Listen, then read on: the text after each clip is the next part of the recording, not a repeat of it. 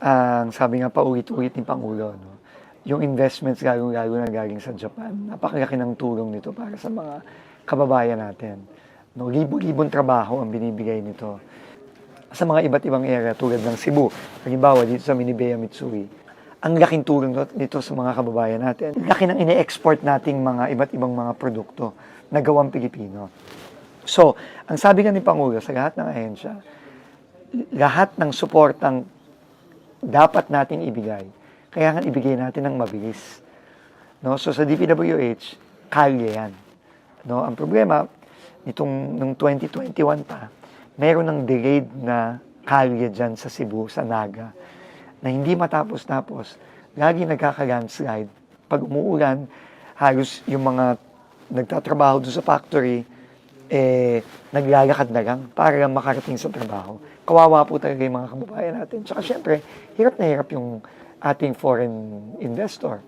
So ngayon po, matatapos na natin by June, next month, finally, after so many years, matatapos na natin itong kalyeng to para hindi na mahirapan yung mga kababayan natin nagtatrabaho, 5,000 mahigit na workers ang nagtatrabaho dyan.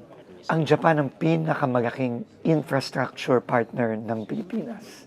Siya ang pinakamalaki.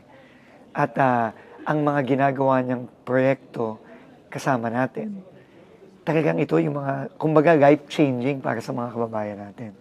Yung mga tulay na ginagawa natin, yung mga kalye tulad ng Davao Bypass Road, na talagang napakalaki ang magiging benepisyo sa mga kababayan natin sa Southern Mindanao. At yung mga tren natin, yung subway natin sa Metro Manila, yung tren natin papuntang mula Laguna hanggang Clark, na dadaan din ng Metro Manila. Life-changing to para sa mga kababayan natin. Kaya napaka-importante talaga yung partnership at tingin ko lalo lang itong lumakas dahil sa state visit ng ating mahal na Pangulo. Pareho tayo ng sitwasyon ng Japan eh. Pareho tayong maraming earthquake, marami tayong mga volcano, dinadaanan tayo lagi ng bagyo.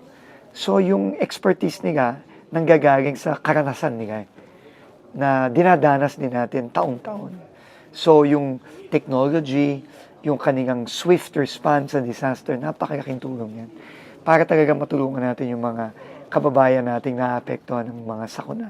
At dahil sa tulong na tuloy-tuloy nilang ibinibigay, tingin ko mapapabilis natin ang ating response at mapapaganda din natin ang tulong na ibibigay natin sa mga kababayan nating tinatamaan taon-taon ng mga disaster.